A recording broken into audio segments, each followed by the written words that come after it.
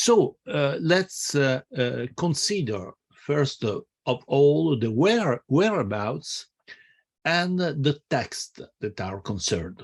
I don't need to read them again. You already on the handout, but it is just to introduce the problems of the satrapies, because Herodotus is one of the sources about Achaemenid satrapies around 450.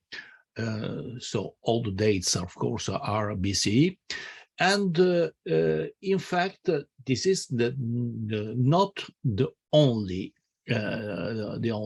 evidence on satrapies that gives some general problems, because of course the bibliography is huge, and as you can, I'm just showing the most important publications, especially the seminal book by Thierry Petit, the Mammoth History by Pierre Briand, who did his best to counterattack Petit, and of course the Companion of the Achaemenid Persian Empire, where you will find a chapter by Bruno Jacobs, who possibly is I think I mostly share Jacobs' opinions about an evidence that is quite complicated. You will also consider Hilmar Klinkott, although Klinkott is not always accepted by everyone, especially by Persian, by Iranian scholars, and of course another volume on the Achaemenid Empire that was edited by Touraj Daryai, who eventually wrote another score of important publications on the nature of Iranian power. As I already said, there is now my own contribution. This is a contribution to a volume that was published some weeks ago, and you will find here the list of the other chapters of this volume concerning the satrapies of the Persian Empire. In fact, I was in charge of Media and Armenia, and that will be the bulk of my story. Here, you can find here the territory concerned, and as you see, from Media to Armenia, it is quite a territory. Nonetheless, this territory was part, at least in the original, at the foundation of the Achaemenid Empire, of a very big satrapy that was possibly the most important satrapy after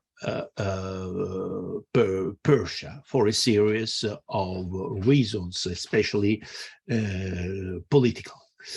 And in fact, when Cyrus the Great conquered Media and Armenia in the mid-6th century, Media, as you already know, from was an established kingdom that had taken advantage of the fall of Assyria and Urartu.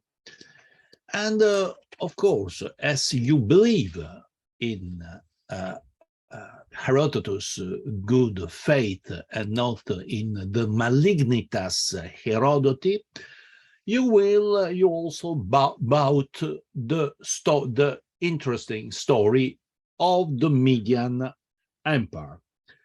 In fact, the historiographical tradition of on the Achaemenids assigns to media a major role within the Persian Empire. But although the historical veracity of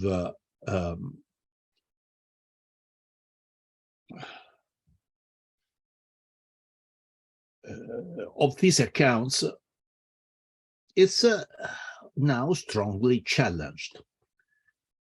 On the other hand, media seems to have retained a special prestige. And according to Pierre Briand, it is likely that after the conquest of Ecbatana, media retained a special prestige among the conquered countries, perhaps because of ancient political and cultural links between Persian and Medes. But at the same time, it is clear that our perspective is somehow skewed because of propaganda. That was Briand. However, media was also integrated into the administrative system founded on the satrapy, so the dahiu in Old Persian, albeit the local political powers did not disappear entirely. And it is a fact that media, in the list of satrapies, had the second place after Persia. On the other hand, we do not have evidence of Median satraps. The situation in the Armenian highlands is less clear, as it resolves the power vacuum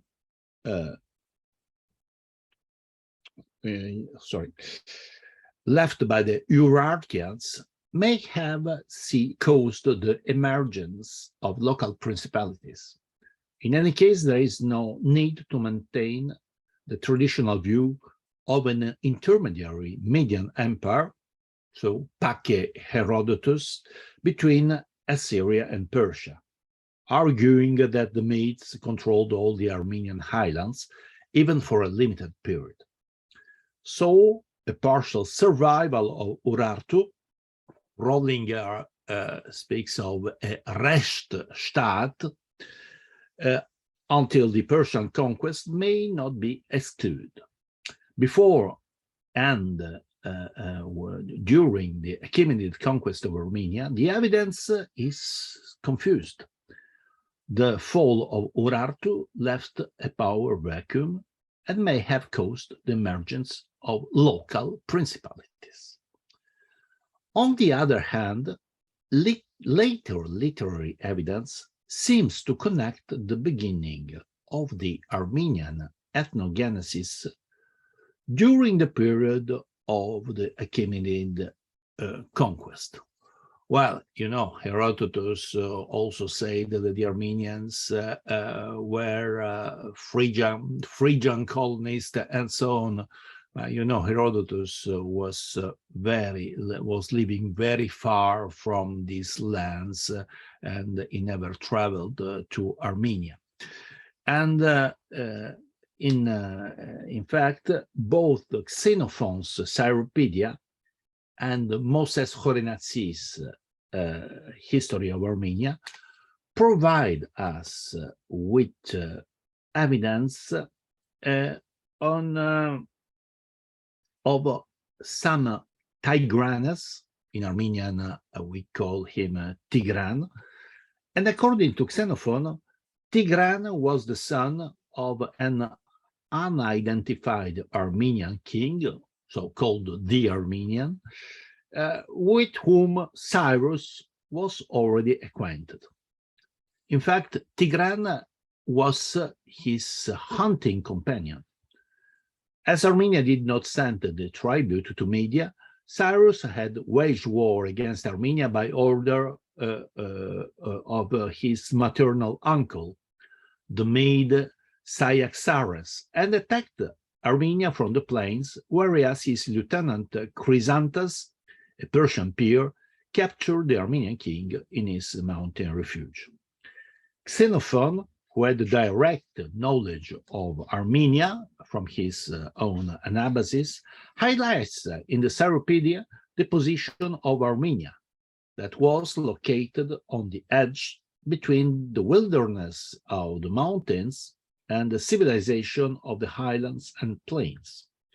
The Armenian king was eventually submitted to a trial. Thereafter, as you can read from this text, we have an interesting intermezzo with starring Cyrus and his sweetie, his Armenian wife, and the decision of Cyrus to follow Tigranes of follow Cyrus in his campaigns against Media. We have a counterpart, and in fact, it is particularly interesting, given by the Armenian late antique or maybe early medieval author Moses Khorenatsi. And it is also worth remembering that we had in Genoa, with Francesca as well, a conference about that tried to make a confrontation between Armenian and Greek scholars. And in my opinion, the results are exhilarating, and especially some articles on Moses Khorenatsi, one about Croesus by Francesca, and the article by Francesco Mari on Cyrus, give another point of view, and allows us to reconsider this blurry evidence. The proceedings are published in English, so you have no excuse not to read this important book. It is in the bibliography. Anyway, according to both Xenophon and Moses Khorenatsi, Tigran helped Cyrus to seize the power in Media against the king Astyages, whose Armenian name Ashdahak recalls the usurper Ajidahaka that is we find in the Vedic and Avestan tradition, and also in the Neo-Persian epic with the name of Zahak. Khorenatsi shares several points with Xenophon, as he claims that his source are the 4 rhapsodies of some the wisest of the wise men, but the sources of Moses Khorenatsi give always some problem. Anyway, the information provided by both authors is not attested by Herodotus or Ctesias, and points at the existence of a kingdom of Armenia that during the time of Cyrus, that took place during the time of Cyrus under the rule of a king named Tigran. Of course, you can challenge this kind of evidence, but I would suggest, and this is an idea that I just got, it is not in the chapter I have written for the Oxford History, that in fact what Armenians called king could well be called satraps by the Achaemenid power, because in fact in the peripheral satrapies the power of local rulers was possibly stronger than elsewhere. Of course, I could not consider it so I have no evidence to go further. Nonetheless, it is worth noting that the evidence provided by both Xenophon and Horinensi points at a situation of early Achaemenid Armenia that might in fact correspond to historical reality. And what is anyway the historical background of these stories? Evidence from Neo-Babylonian texts hint at a campaign of Cyrus in South Armenia in 547. According to Chronicle 7, better known as the Nabonidus Chronicle, the Persian king, and you see the text in the slide. Was this anonymous king, once again an anonymous king, was he the ruler of post-Urartian Reststadt or of an early Armenian kingdom? Anyway, the control of this territory was necessary to launch the attack against Lydia. So the Armenians were important, significant for Cyrus' policy. And according to the traditional chronology, the capture of Sardis is generally dated in November 547, but it is also possible that the Persian campaigned in Central Asia before the final strike against Lydia. And in Cyropedia, Armenia is considered as the first of a series of conquests, followed by Scythia, Assyria, Lydia, Babylon, and finally Media. It's an amazing geography. Some years after Cyrus' conquest, revolts followed both in Media and Armenia, and they are connected to the usurpation by the Magian pretender Gaumata, possibly a Median, who claimed to be Bardia, the son of Cyrus and the brother of Cambyses, the false Smerdis of Herodotus, of course. And when this Gaumata plotted the rebellion when Cambyses was waging war in Egypt, where he died in July 522, and he was eventually overthrown by plot of several Persian aristocrats. And of course, you know Herodotus by heart. This is not my case, but I also would add that is worth noting considering Strabo, because Strabo speaks of some Hydarnes that was already cited, quoted by Herodotus 372, Hydarnes in Ctesias.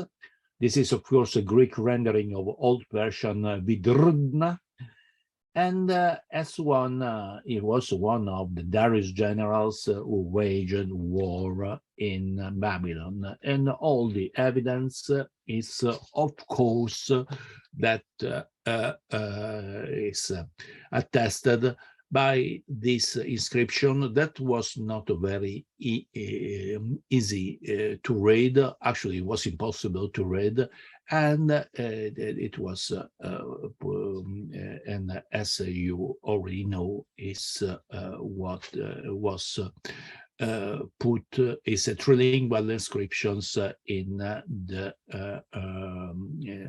rock of on the hill of Bisotun So, of course, some of you still call it Behistun because it's older rendering, but Bisotun is the modern Iranian toponym. And here you already have in the handout the part of the text of these inscriptions that attests, so Gaumatas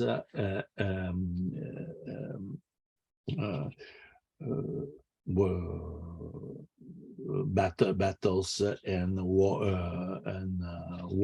warring against the Medians, and as appears from Darius' inscription at Bisotun, the death toll was more important in Media than in Armenia, and we have a score of victims in the Aramaic version of the inscription, showing that Media was mostly concerned.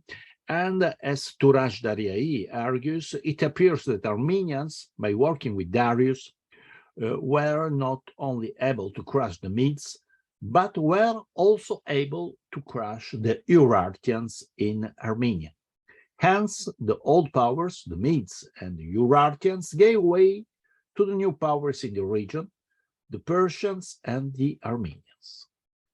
So this could explain why, despite the fact that Media continued to retain the main position in the list of the countries dominated by the Great King, we hardly find high dignitaries of evident Median origin.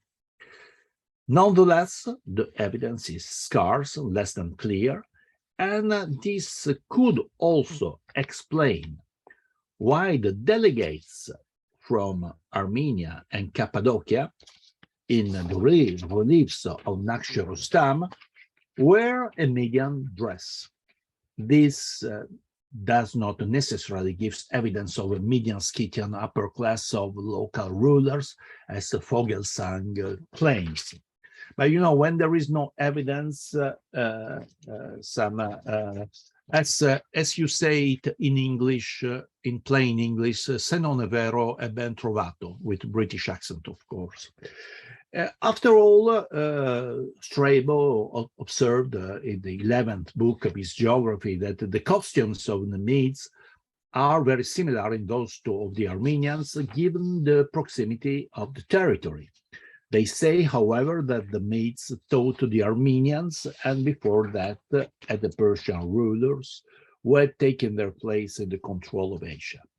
He also specifies that Armenians, Medes, and Persians also had religious rites in common. However, we cannot exclude Strabo's bias against the Armenians and their claims of identity, but this is, again, another story again. Albeit the sources on the satrapal organization of Media and Armenia are contradictory and not fully reliable, a partial reconstruction is not impossible.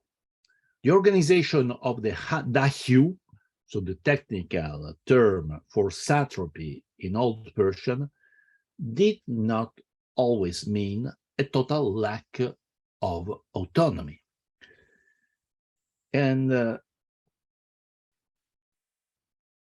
as Lori Khachadurian argues, we can point to signs of disengagement, evasion, and ambivalence vis-à-vis the spaces of a complex polity. Working on the Armenian case, Khachadurian developed the notion of satrapal condition, pointing at the fragility of hegemony.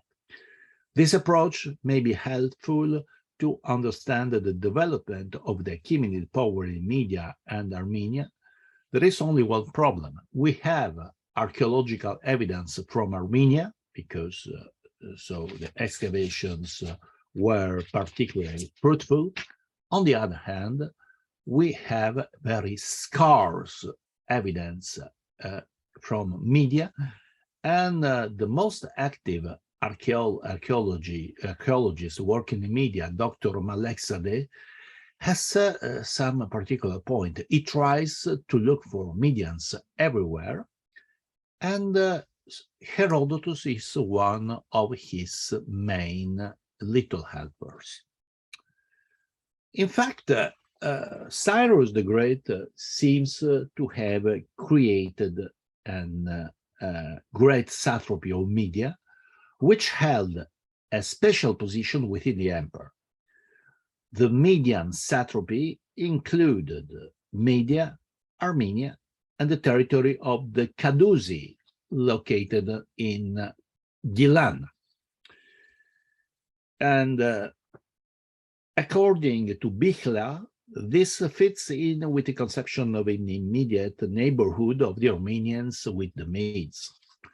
But the real problem is that Media is in Iran, Little Media is in Azerbaijan, and Armenia, of course, is partly in Armenia, partly in Turkey, and as we will see, some other satrapies give some particular problems.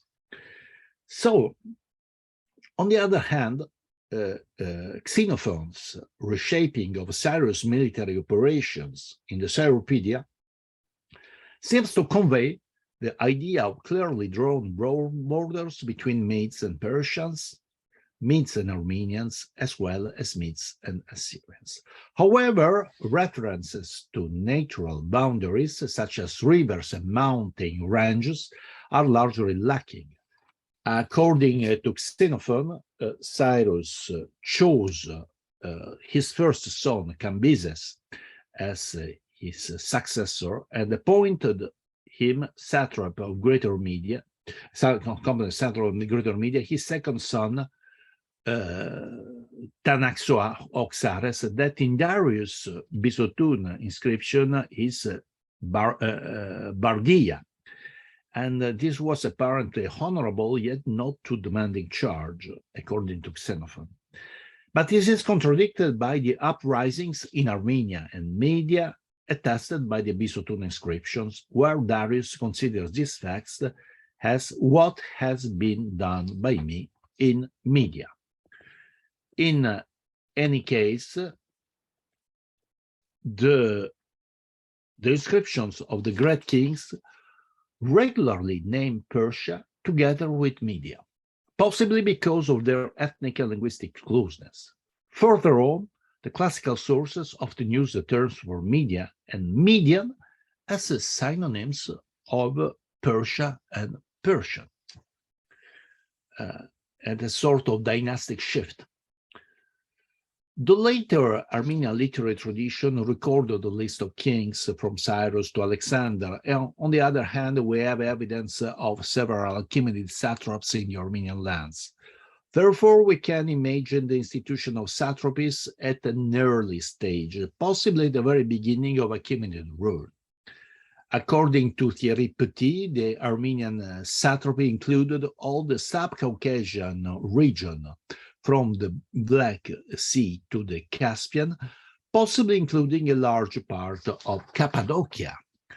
Needless to say, the Old Persian name of Armenia is Armina. On the other hand, in the Aramaic and text, we have Urashtu, that is that it comes from Urartu, and believe me, it is also the etymology of the mountain called Ararat. But this is another story again. And let's go now to Herodotus. Finally, you will say, well, sir. But in his list of satrapies, Herodotus put the territory of Armenia in two different satrapies. The 13th, and the Mathieu, the 18th. So Armenia from Armenia and the other territories, and on the other hand, the Matiene. That that are possibly the this is possibly the archaeology of two oriented kingdoms. On one hand, we have the valley of the Araxes and part of Georgia, that is the Matieni, so close to the Black Sea. And on the other hand, we have the bulk of the Urartian Armenian state of Urartu with the capital at Van. So the problem is that take, for example, the Alarodi. Many scholars consider it as a misunderstanding, as the Alarodi seem to have been the inhabitants of the province of Ararat. So the toponym also stemming from Urartu. But we don't have to underline the fact that Herodotus' knowledge of Armenia was poor, as shows his misplacing of the river Araxes in Central Asia, at the place of the Oxus Iaxartes. Nonetheless, Herodotus was authoritative, and following his authority, Xenophon in the Anabasis did not recognize the Araxes when he, in fact, he crossed the river with his 10,000.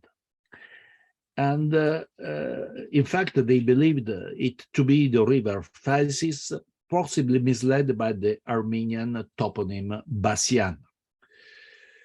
In the list of the satraps in Anabasis, possibly interpolated, Xenophon says that Tiribazus ruled the Phasians and the Hesperites.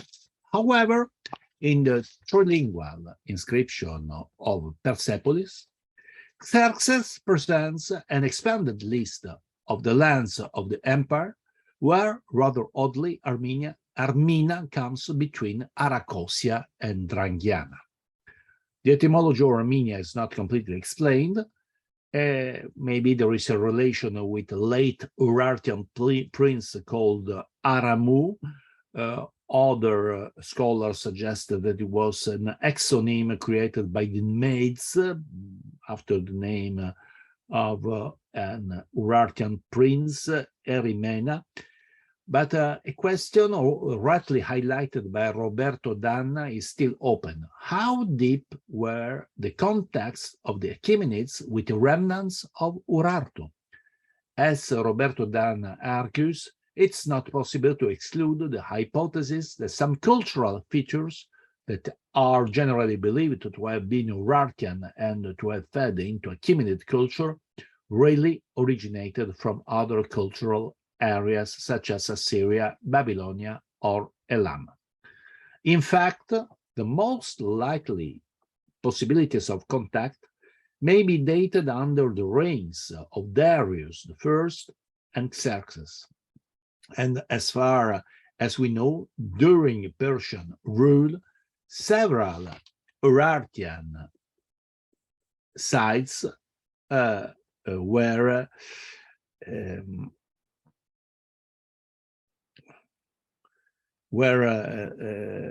reoccupied, like Argishti Khnili, so that is Armavir,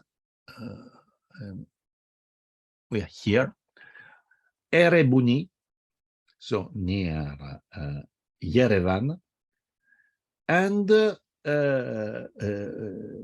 yes, and as concerns a new foundation, also a palatial structure was found in Benjamin in northern Armenia. Sorry, it's not in this map. As it seems, the main satrapy of Armenia was divided into two minor satrapies, West Armenia and East Armenia, a division that goes back to the beginning of Achaemenid rule. The historian roots of this dichotomy between Armenia and Media cannot be identified. These areas correspond more or less to the territories of the independent kingdoms of Sophene and Greater Armenia formed in the 3rd century. This is also implied by Xenophon and by the later Curtius Rufus, who makes the anachronistic division into Armenia Major and Minor, respectively East and West Armenia. So I think there is, I don't know if I have enough time, but if you give me 10 minutes more, I would like to finish this complicated story. In fact, Bisotun Inscription attests this division, where we learn of several victories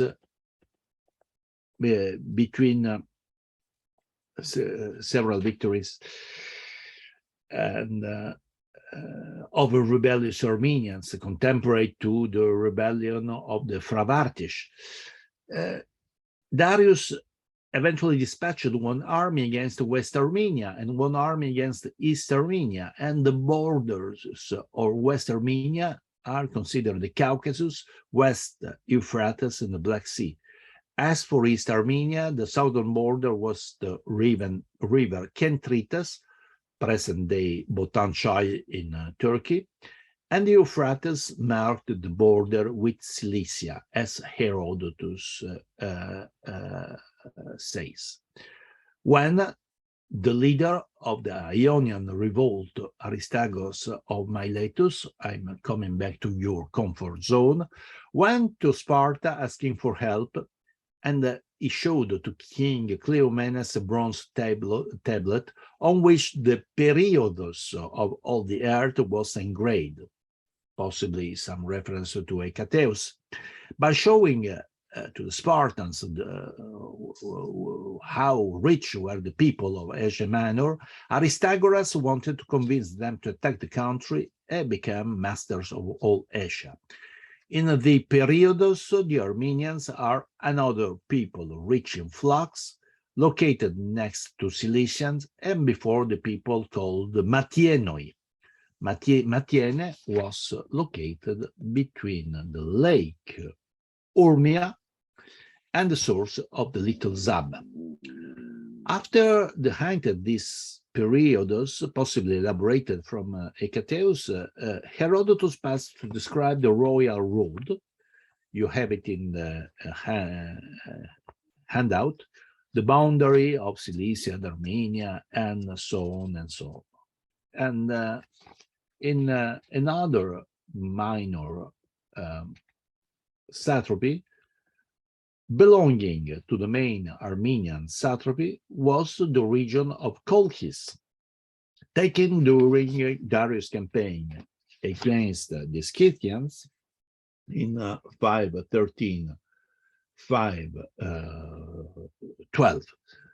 And you have here so the description by Herodotus, which possibly recovered independence after the failure of Xerxes' war against Greece. I'm going to the end. In fact, we know that military colonists or Median soldiers were employed in colonist garrisons in the peripheric satrapies. And but on the other hand, we have no evidence on the Median dignitaries and on the rule of Median aristocrats within the Achaemenid Empire, as if they were completely melted into the Persian aristocracy. The administrative center of the great satrapy was Ecbatana, located, Hamadan, located on an important royal road. But for Armina, the most likely center was the ancient Urartian residence at Van, as suggests a lesser known trilingual inscriptions of Xerxes found on the slope of a cliff near to the fortress of Van, attesting the completion of a niche prepared by Darius. As this is one of the rare Achaemenid inscriptions found outside of Persia, this text had a particular importance. As Briand argues, this is the only official evidence of a royal presence in Armenia. Perhaps, he says, this inscription expresses the specific importance of the capital district within the satrapy. As for Lori Khachadurian, she considers the execution of the inscription as a sort of branding of a mountain. So this is very strong. A symbolic form of appropriation of the territory. Not to say a rape, but in the United States, you can't use this politically incorrect vocabulary. And also a sort of assimilation of the local reality into the Achaemenid norms of political order. In the same way as of the hypostyle halls found in Altyn-Tepe and the Rebuni, traditionally identified as a sort of apadana, but which in fact are hardly related to Achaemenid architecture. On the other hand, as Roberto Dan argues, the inscription of Xerxes at Van is the only clear evidence of a Persian presence. Yet the site of Van was only sporadically excavated and knew a continuous occupation until 1915. Also, the toponyms do not give clear evidence of Urartian reminiscences. In any case, the trilingual inscriptions at Bisotun, that was located in Media, on the road connecting Ecbatana to Babylon, well, seems to share the same concern of the inscription of Van, as well as the other trilingual inscriptions found in Susa, at Susa in Elam. And in fact, we could also go on with the evidence provided by Xenophon, who mentions a royal residence at Basileion in Armenia, where the satraps resided, located in a large village where most of the houses were surmounted by turrets. But it is unlikely he was mentioning Van, as he never mentions a lake in the Anabasis. I think if you want to have more evidence about it, you can read the rest of my article. Meanwhile, I think it's time to stop, and I let Nuncia just give the last word, as it is dutiful. Thank you very much for your attention.